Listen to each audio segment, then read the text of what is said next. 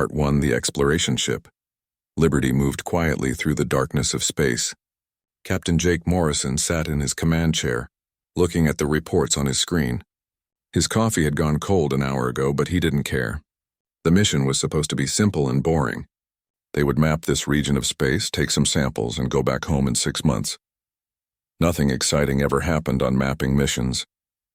That's what Jake had told his crew when they left Earth. He was wrong. Lisa Chen worked at the navigation station. She had been doing this job for 5 years and knew her instruments better than anyone. When something unusual appeared on her screen, she noticed it right away. A strange energy reading was coming from beyond the colorful gas clouds of the nebula. It didn't match anything in their database. "Captain, I'm picking up something weird," Lisa said, her fingers moving across her controls. Jake looked up from his coffee. "Weird how?" "There's an energy signature about 2 million kilometers from here. I've never seen anything like it." Jake thought about it for a moment. They were supposed to stick to their planned route, but this was exactly the kind of thing they were out here to find. "Change course. Let's take a look." The Liberty turned and headed toward the signal. As they got closer, the readings became stronger and more complex. Whatever was out there, it was big. Really big. Danny Price, the ship's engineer, called up from the engine room. "Hey, Captain, I'm seeing some strange readings down here too." "Whatever that thing is, it's putting out a lot of power." "Can you tell what kind of power?" Jake asked. "No idea. It's not anything I recognize." The Liberty pushed through the last of the nebula's gas clouds. When they came out the other side, every person on the bridge stopped what they were doing. Some of them stood up. Others just stared with their mouths open. In front of them was a sight that shouldn't exist. Hundreds of massive space stations orbited around 2 suns. The stations were connected by streams of light, and thousands of ships moved between them in organized patterns. Some of the ships were so large they made Earth's biggest vessels look like toys. "Oh my God," whispered Amy Peterson from the science station. "Are those what I think they are?" Jake couldn't speak for a moment. His brain was trying to process what his eyes were seeing. "Lisa, please tell me those are our ships." Lisa's voice was tight with tension. "Negative, Captain. Those designs don't match anything in our records." "Sir, I think we're looking at aliens. A lot of aliens." The bridge was silent except for the quiet beeping of the instruments. Jake had dreamed about finding alien life since he was a kid. Every human had. But nobody expected it to look like this.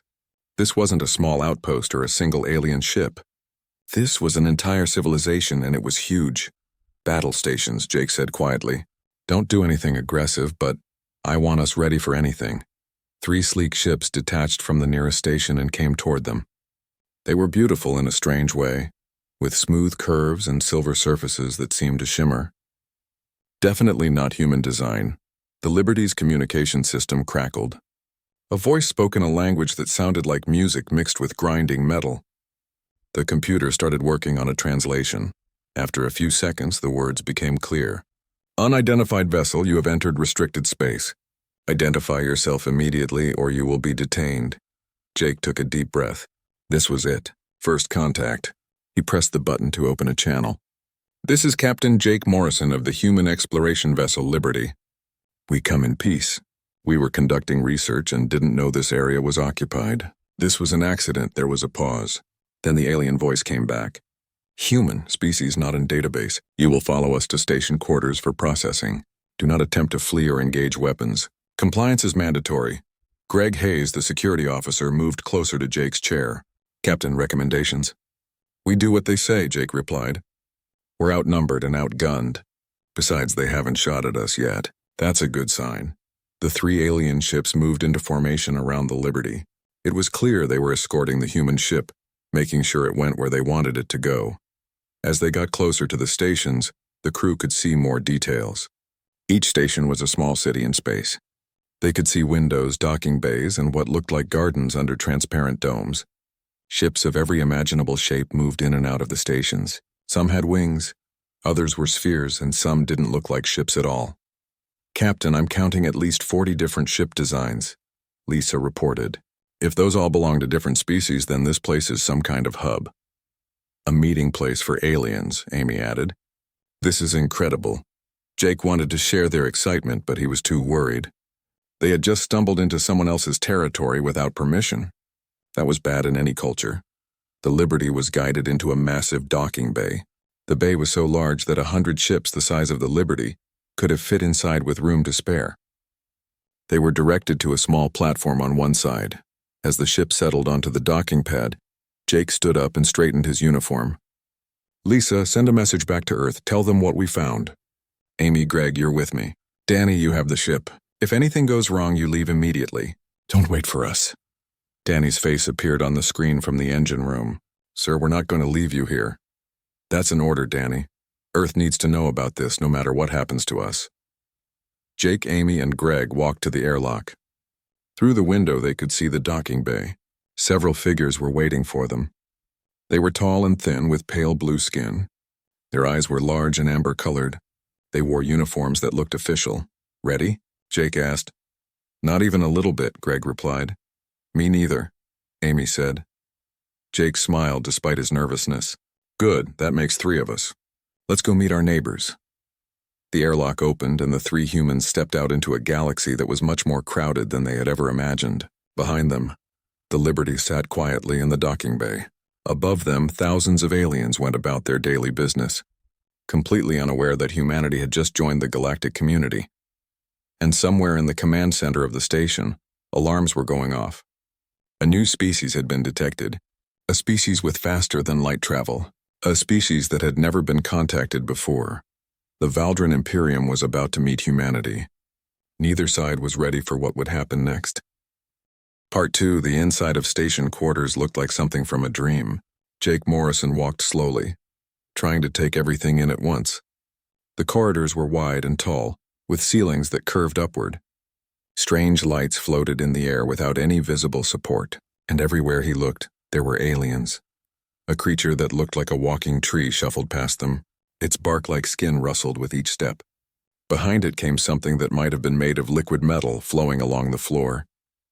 A group of small, furry beings with 6 legs scurried by, chattering in high-pitched voices. Amy Peterson grabbed Jake's arm. Captain, I need to pinch myself. This can't be real. If it's not real, we're all having the same dream, Greg Hayes muttered, his hand resting near his sidearm out of habit. The Valdran escorts led them through the station without speaking. Other aliens stopped to stare at the humans. Some pointed.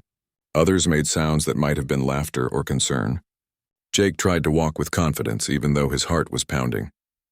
They entered a large room filled with desks and screens. It reminded Jake of a government office back on Earth, except everything was designed for bodies that weren't human. The chairs had too many legs or not enough. The desks were at strange heights. Even the air smelled different, like copper mixed with flowers. One of the Valdran gestured toward a desk where another alien sat. This one was older, based on the deeper color of his skin and the way he moved slowly. He looked up at the humans with his amber eyes and made a sound that the translator turned into a sigh. Another incident report, the alien said, tapping at a holographic screen. Unauthorized entry, no identification codes, primitive vessel class, unknown species designation. He looked at Jake. This is highly irregular. Explain yourselves, Jake stepped forward. I'm Captain Jake Morrison. We're from a planet called Earth. We were exploring space near our home system when we detected an energy signature. We came to investigate and found your stations. We had no idea you were here. We didn't mean to break any laws. The Valdran clerk's eyes widened slightly. You're an uncontacted species? How did you develop faster-than-light travel without guidance? We figured it out ourselves, Amy said with a hint of pride in her voice. It took us about 40 years to get it working properly. The clerk made a choking sound. 40 years? Most species require centuries of development after first contact before they achieve light-speed travel. He typed rapidly on his screen. This changes your classification. You're not criminals, merely ignorant of galactic law. Well, that's a relief, Greg said sarcastically. The clerk didn't seem to notice the tone. However, ignorance is not a legal defense for territorial violations. You must complete all documentation before you can be released. Please sit. There were no chairs that fit human bodies, so they stood while the clerk asked them hundreds of questions. What was their home planet's location? How many humans existed? What was their government structure? Did they have weapons? What resources did their planet have? Jake answered carefully, giving information that wasn't secret but also not revealing everything. He had a feeling that every word he said was being recorded and analyzed. After 2 hours of questions, the clerk handed them each a device that looked like a smooth stone. These are temporary identification markers. Do not lose them. You'll be assigned a diplomatic liaison who will explain galactic law. Until then, you're confined to the public areas of this station. How long will that take? Jake asked.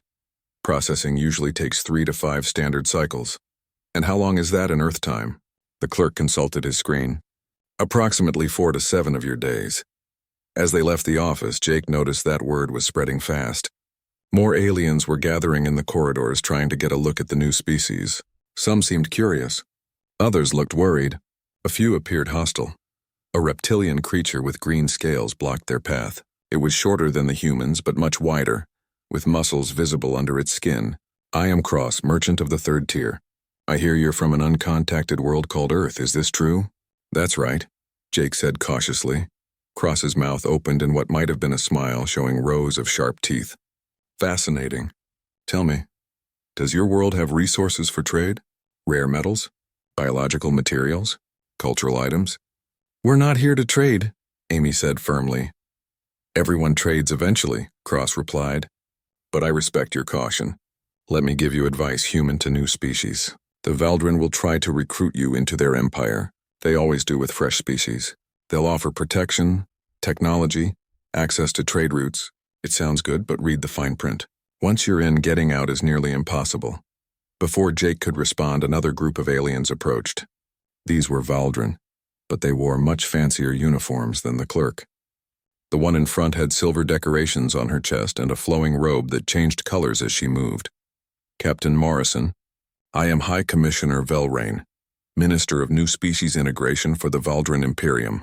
Welcome to the galactic community. Her smile looked friendly, but Jake had been in enough political meetings to recognize a sales pitch coming. Thank you, Commissioner. I understand you're from an isolated world. This must all be overwhelming.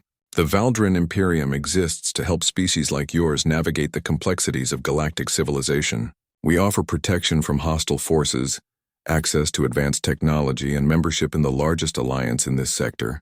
Thousands of species have benefited from joining us. What do you ask in return? Greg asked bluntly. Velrain's smile didn't change. Simple cooperation. Open borders for trade, adherence to imperial law, and participation in mutual defense. Standard terms that benefit everyone involved. Amy crossed her arms. We'll need to discuss this with our government before making any decisions. Of course, Velrain said smoothly. Take all the time you need. Though I should mention that independent species often face challenges. Pirates attack unprotected ships. Territorial disputes arise without imperial mediation. Resources get claimed by stronger powers. The galaxy can be dangerous for those without friends. Jake felt his jaw tighten. This wasn't an offer. It was a threat wrapped in polite words. We appreciate the information, Commissioner. We'll definitely consider it. After Velrain left, Greg leaned close to Jake. Boss, that sounded like a protection racket. That's because it probably is, Jake replied quietly. Come on, let's find somewhere private to talk. They found a viewing area that was empty. Through the transparent wall, they could see ships coming and going from the station. In the distance, the 2 suns cast golden light across everything. So what do we do? Amy asked. We're way out of our depth here, Jake thought about it. Back on Earth, he'd been trained for many situations. First contact with hostile aliens, first contact with friendly aliens, even first contact with indifferent aliens. But nobody had prepared him for stumbling into a massive empire that expected humanity to just fall in line. We do what humans always do, Jake said finally. We adapt, we learn, and we don't let anyone push us around until we understand what we're dealing with. The Liberty sent the message to Earth? Greg asked. Jake nodded. By now, every government on our planet knows about this. They'll be working on a response. Our job is to survive, gather information, and not commit humanity to anything stupid. They spent the rest of the day exploring the public areas of the station, watching and learning. They saw species trading goods, arguing about treaties, and conducting business in 100 different languages. The station was like a city, but the citizens were from different worlds. That night, sleeping in quarters designed for a species with different body shapes, Jake thought about what Cross had said. The Valdrin wanted them to join, but what if humanity said no? Would they really be left alone? Or would the Empire find ways to force the issue? He made a decision then. When orders came from Earth, he would follow them. But if those orders were to bow down and accept whatever the Valdrin offered, he would argue against it with everything he had.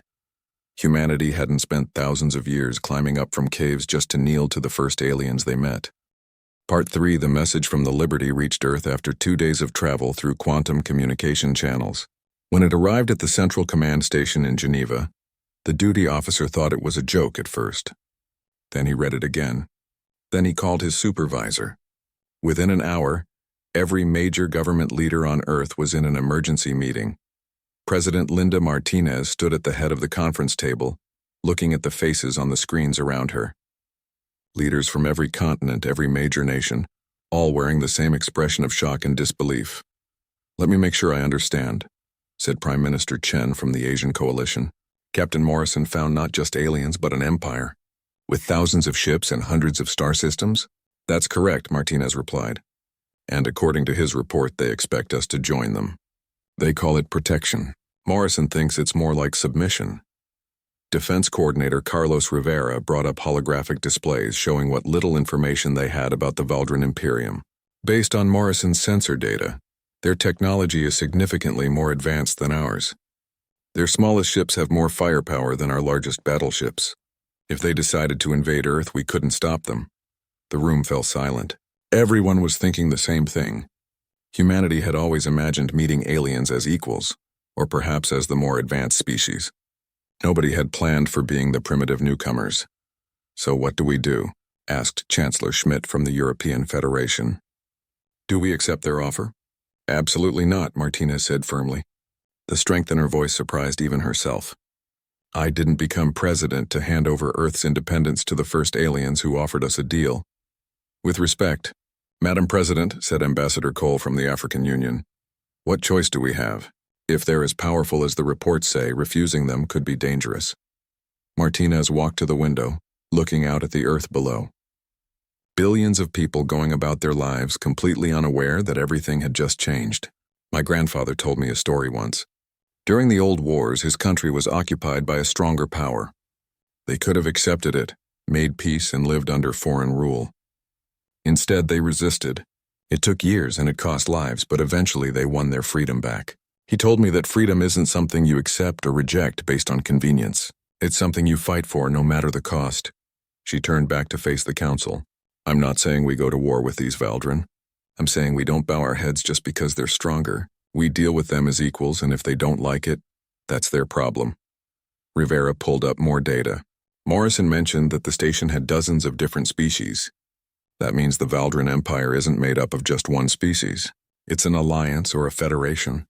If that's true, then they need members more than they're letting on. "A good point," Martinez agreed. "Empires that rule through force don't need to offer protection. They just take what they want. But empires that rule through politics and economics need willing participants. That gives us leverage." Ellen Baker, the chief diplomatic advisor, spoke up. "I recommend we send Morrison new orders. He should gather as much information as possible about the Empire's structure, its weaknesses, and its rival powers. We need to understand what we're dealing with before we make any decisions." "Agreed," Martinez said. "But we also need to prepare Earth. Rivera, I want every military installation on full alert. Not because we're expecting an attack, but because we need to show strength. Start working with the Science Division on upgrades to our ships using any technology data Morrison can send us." "What about the public?" asked Minister Okafor from the Southern Coalition. "Do we tell people about this?" Martinez thought about it. Keeping it secret would be easier in the short term, but secrets always came out eventually. And when they did, people would be angry about being kept in the dark. "We tell them the truth, all of it. Humanity deserves to know we're not alone, and they deserve to have a say in how we respond." 2 hours later, Martinez addressed the world. The broadcast went out to every country, translated into every major language. She stood in the same chamber where the United Earth Council had been formed 20 years earlier, a symbol of humanity coming together. "Citizens of Earth, I have news that will change our world forever. 3 days ago, one of our exploration vessels made contact with an alien civilization. Not just one species, but many. They have formed what they call the Valdrin Imperium. an alliance that spans over 200 star systems. She paused, letting people process that information. Around the world, people stopped what they were doing. They gathered around screens, listening in disbelief. These aliens have offered us membership in their empire. They promise protection, advanced technology, and access to galactic trade. In exchange, they ask us to follow their laws and open our borders to their control. Another pause. We have declined their offer. The reaction was immediate and mixed. Some people cheered. Others panicked. Social media exploded with opinions, fears, and excitement. Martinez continued. Some of you may think this is reckless. Some may believe we should accept any help we can get. But I ask you to remember who we are. Humanity didn't become the dominant species on Earth by accepting the first offer that came along. We became great by making our own choices, taking our own risks, and standing on our own feet. She leaned forward, speaking directly into the camera. We will not be ruled by fear. We will engage with this galactic community as equals, not as subordinates. We will trade with those who treat us fairly. We will learn from those willing to teach, and we will defend ourselves if necessary. This is not a declaration of war. This is a declaration of independence. We didn't spend 10,000 years building civilization just to hand it over to someone else. The stars belong to everyone, and we will take our place among them with dignity and strength. The broadcast ended. Martinez sat down heavily in her chair, suddenly exhausted. Baker approached with a tablet. Initial reactions are coming in. 73% approval rating for your speech. The rest are split between people who think you're being too aggressive and people who think you're not being aggressive enough. Can't please everyone, Martinez muttered. Send the new orders to Morrison. Tell him we're backing his play. No treaties, no agreements, just information gathering and relationship building with other species. Back on station quarters, Jake Morrison received the new orders in his quarters. He read them 3 times to make sure he understood correctly. Earth was supporting him. More than that, Earth was taking the same stance he had recommended. Don't submit, don't attack, just stand firm. He called Amy and Greg to his room. New orders just came in. Earth says no to the Valdrin offer. They want us to stay here, learn everything we can, and make friends with other species. Greg grinned. So we're spies now? More like diplomats, Amy corrected. This is actually exciting. We're the first humans to do real alien diplomacy. It's also dangerous, Jake warned. The Valdrin aren't going to be happy about this. We need to be smart and careful. The next morning, Jake requested another meeting with High Commissioner Velrain. She arrived looking confident, probably expecting the humans to have reconsidered. Captain Morrison, have you consulted with your government? We have, Jake replied. Earth appreciates the introduction to galactic society and the information you've provided about the Valdrin Imperium. Velrain smiled. Excellent. Then you're ready to discuss membership terms? Actually, no. Earth has decided to remain independent at this time. We're interested in establishing diplomatic relations with many species, including the Valdrin, but we're not interested in joining any empire. The smile froze on Velrain's face. I don't think you understand. This region of space falls under Valdrin authority. Species operating here must have imperial approval. Or what? Amy asked bluntly. Velrain's pleasant expression cracked. Or they face the consequences of independence. Trade embargoes, lack of protection from hostile forces, territorial disputes with aggressive species. The galaxy is not kind to those who stand alone. Jake stood up. Commissioner, with all due respect, those sound like threats.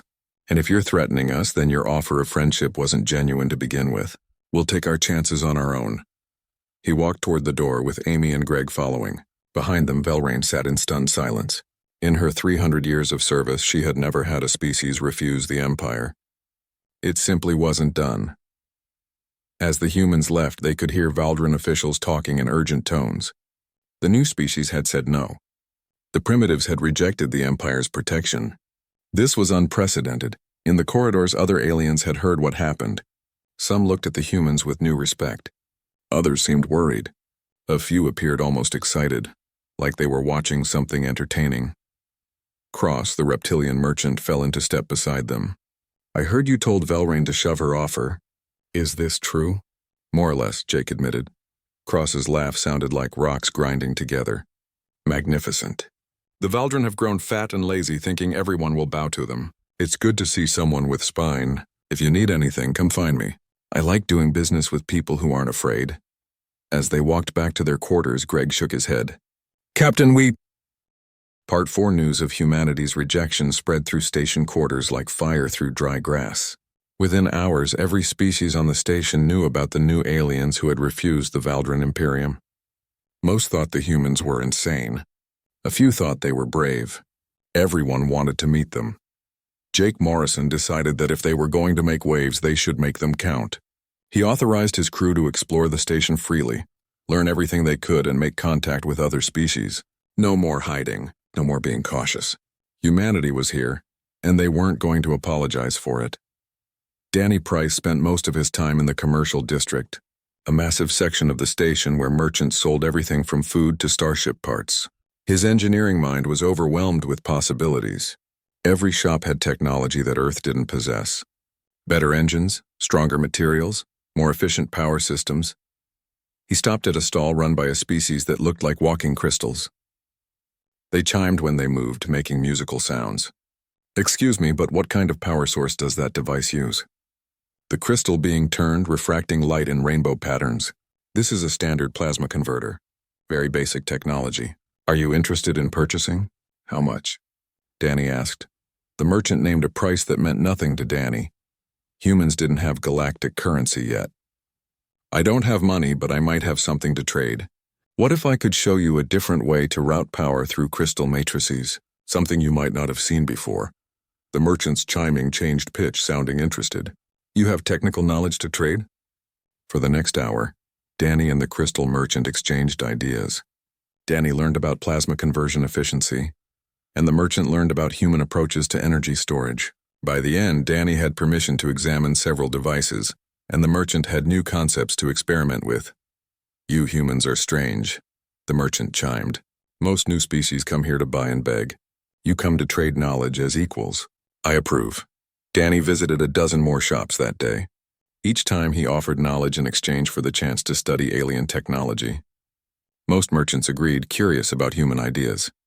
By evening, Danny had filled 3 data drives with technical specifications and had made friends with engineers from 6 different species. Meanwhile, Amy Peterson focused on gathering intelligence.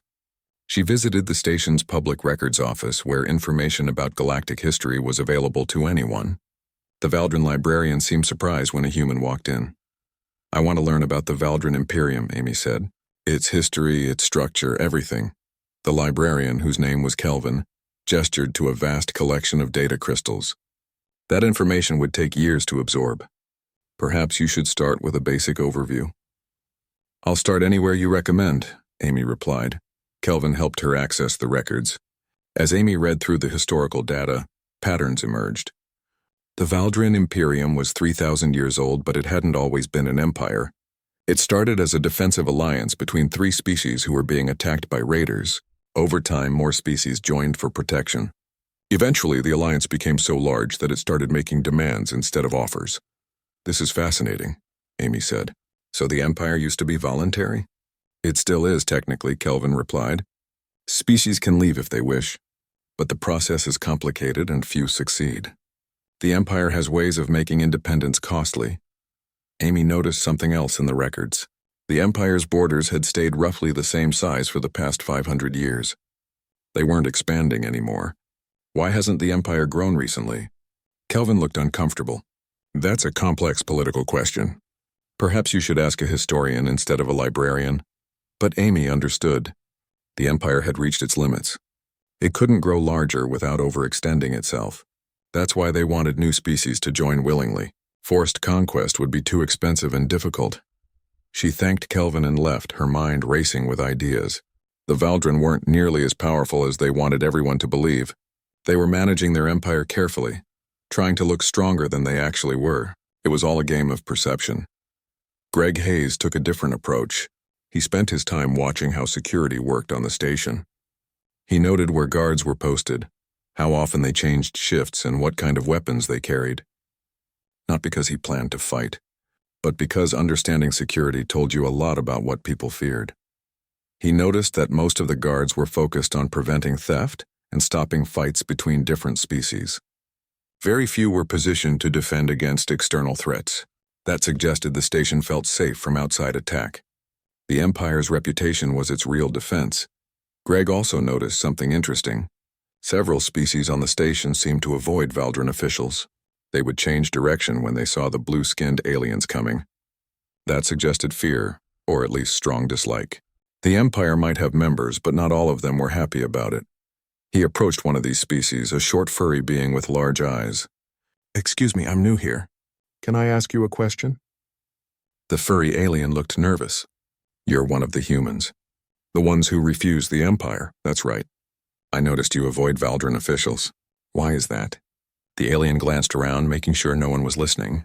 "My people joined the Empire 200 years ago. We were told it would bring prosperity and protection. Instead, we lost control of our trade routes and Valdran corporations took over our best industries. We're members of the Empire, but we're not partners. We're subordinates, can't you leave?" Greg asked. "The exit process requires approval from the Imperial Council. They've denied our requests 5 times. We're trapped." The alien looked at Greg with something like hope in its large eyes. "Is it true that your people said no to them?" "It's true. Then you're either very brave or very foolish. I hope for your sake it's the first one." That evening, Jake gathered his crew in their quarters. Danny brought his technical data. Amy brought her historical research. Greg brought his security observations. Together they compiled everything into a report for Earth. "The Valdran Imperium is a paper tiger," Amy concluded. "They look scary, but they're actually stretched thin. They need new members more than new members need them. Their technology is advanced but not magical," Danny added. "We can catch up if we study hard and trade smart. I've already made contacts with engineers who are willing to teach us. And their control isn't as tight as they claim," Greg finished. "Half their members are unhappy. If we can avoid joining, other species might follow our example." Jake composed a message to Earth with all this information. He ended it with a recommendation. "Don't be intimidated. Stand firm. The galaxy is watching to see if humans can be pushed around. Show them we can't." The next day, High Commissioner Velrain requested another meeting. This time her tone was different. Less confident, more calculating. "Captain Morrison, I may have been too aggressive in our last conversation. The Valdran Imperium values all species whether they're members or not. We would like to establish a formal diplomatic relationship with Earth, even if you don't wish to join us." Jake recognized a tactical retreat when he saw one. "What kind of relationship?" "Trade agreements, cultural exchanges, perhaps a human embassy here on the station. We can work together without formal membership." "That sounds reasonable," Jake said carefully. "We'll need to discuss terms with our government, of course." "Of course," Velrain agreed. "Take your time." "We're patient." After she left, Amy whispered. She backed down. "They're actually backing down." "Don't celebrate yet," Jake warned. "They're regrouping." But this is a good sign. It means they're not willing to use force, at least not yet.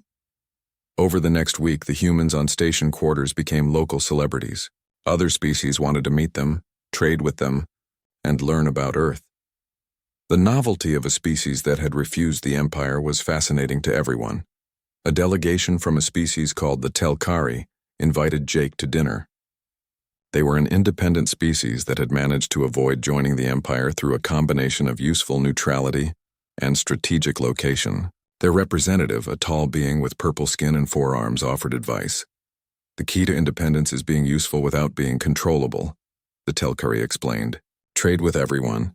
Make friends with many species. Become a place where different factions can meet on neutral ground. The Valdran can't force you to join if doing so would upset too many other species." "That's smart," Jake said. "How long have you been independent?" 800 years. It's not always easy, but it's worth it. We control our own destiny." Jake filed that information away. Earth could learn from species like the Telkari. Independence wasn't about being strong enough to fight everyone. It was about being valuable enough that fighting you would cost more than it was worth. Back on Earth, President Martinez was coordinating a massive effort.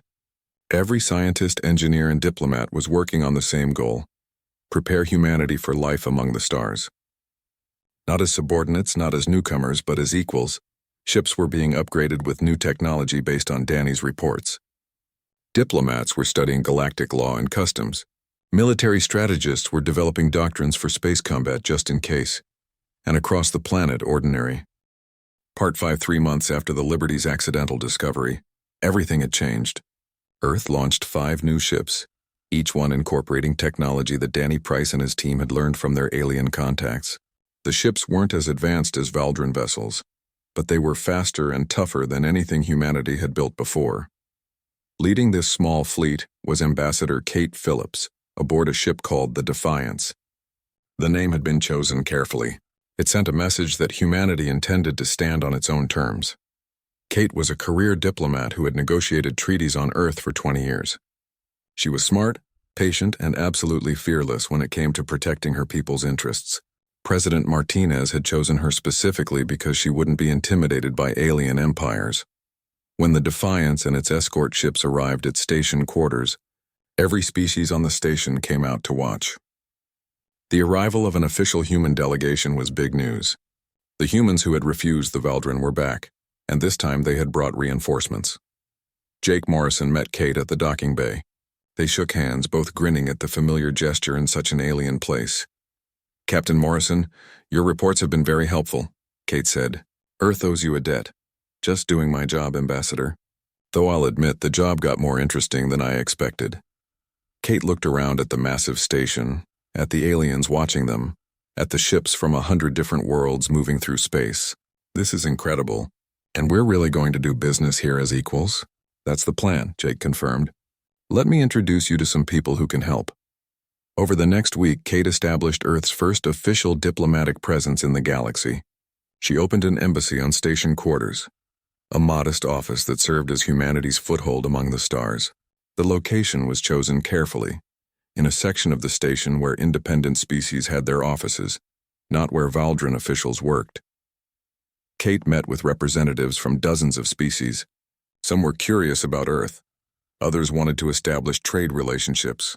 A few were clearly testing humanity, trying to figure out if the humans were serious about independence or just making noise.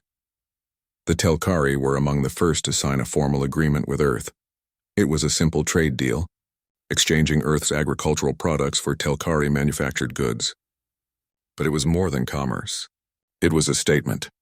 Earth could make deals without Valdran permission.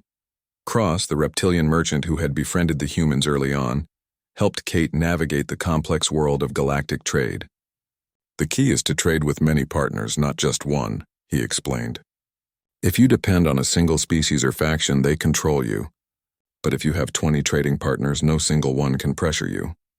Kate took that advice seriously. Within a month, Earth had trade agreements with 15 different species. Some deals were small, just test runs to see if the relationship would work. Others were more substantial. But each one added to Earth's growing network of contacts. Not everyone was happy about this. The Valdran watched with growing concern as humans built relationships across the station. High Commissioner Velrain called Kate to a meeting. "Ambassador Phillips, we need to discuss your activities," Velrain said, her tone carefully neutral. "What activities?" Kate asked innocently. "You're establishing trade relationships without consulting the Empire. You're making agreements that could affect regional stability." Kate smiled politely. "We're engaging in free commerce with willing partners. I wasn't aware that required Imperial permission." "Everything in this sector requires Imperial oversight," Velrain insisted. "That's how we maintain order and prevent conflicts." "Or how you maintain control," Kate replied, her smile never wavering. "Commissioner, Earth respects the Valdran Imperium and has no desire for conflict. But we won't ask permission to conduct legitimate business. If that's a problem, perhaps we should discuss why you feel threatened by peaceful trade." Velrain's expression hardened. "We're not threatened. We're concerned about stability. Then you have nothing to worry about. Earth is contributing to stability by building positive relationships throughout the region." The meeting ended without agreement, but Kate had made her point. Humanity wouldn't back down, but they also weren't looking for a fight. They were simply acting like any other independent species. Back on Earth, the first alien visitors arrived. They came on trade missions, cultural exchanges, and simple curiosity. The Telkari sent a delegation to tour Earth's cities. The crystal species that Danny had befriended came to study human engineering approaches. Even a few Valdran came, though they kept their distance from official events. People on Earth had mixed reactions to alien visitors. Some were excited and welcoming. Others were nervous. A few were hostile, worried about what these aliens might want from humanity. But overall, the response was positive. Humans had spent their entire existence wondering if they were alone, and now they knew they weren't.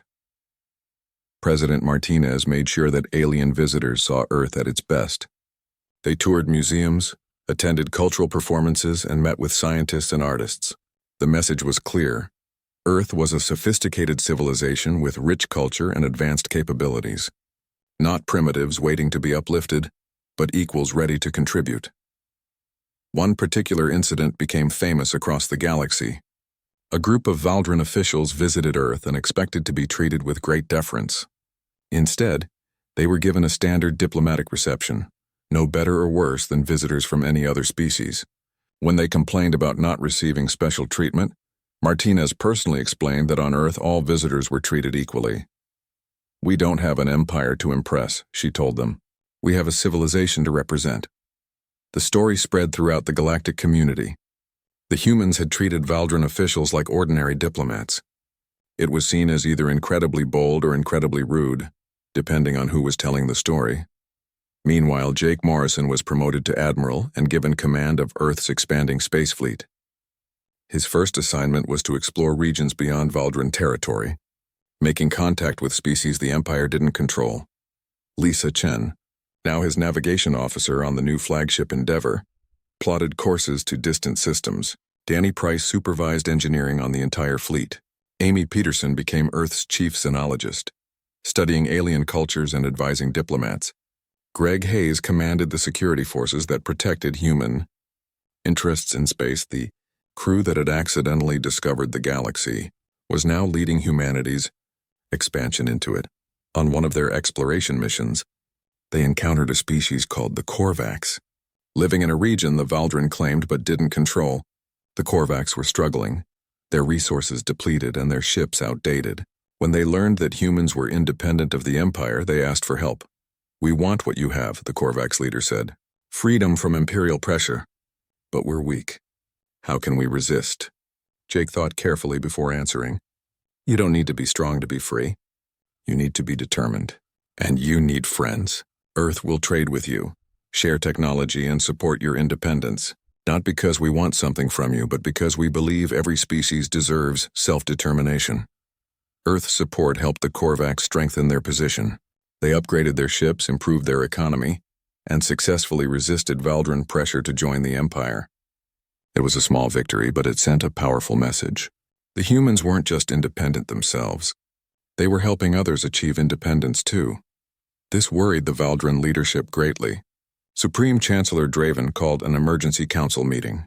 Velrine and other officials argued about how to handle the human problem. "They're undermining our authority," Velrine insisted. "If we don't stop them, other species will follow their example." But Draven saw the situation differently. "The humans have exposed a weakness we didn't want to acknowledge. Our empire is held together by fear and dependency, not genuine loyalty. Perhaps it's time we changed our approach." "You can't be serious," another official protested. "If we stop demanding submission, the empire will fall apart." Or, Draven said thoughtfully, "it might become stronger. An alliance of willing partners is more stable than a collection of subordinates. The humans have shown us that. Perhaps we should learn from them instead of fighting them." Not everyone agreed, but Draven's position as Supreme Chancellor gave him authority. Over the following months, the Valdran began changing their policies. They offered some member species more autonomy. They reduced some of their more oppressive regulations. They even opened diplomatic relations with a few independent species they had previously ignored. It wasn't a complete transformation, and many Valdran officials resisted the changes. But the Empire was evolving, pushed by the example humanity had set. Kate Phillips watched these changes with satisfaction. "We didn't set out to reform the Valdran Imperium," she told Jake during a visit to the Endeavour. "We just wanted to maintain our independence. But by standing firm, we've changed the whole dynamic." "Think it'll last?" Jake asked. "Who knows? Empires are complicated things. But I think we've proven that you don't have to be the biggest or the strongest to matter. You just have to be willing to stand up for yourself." 3 years after first contact, Earth had become a respected member of the Galactic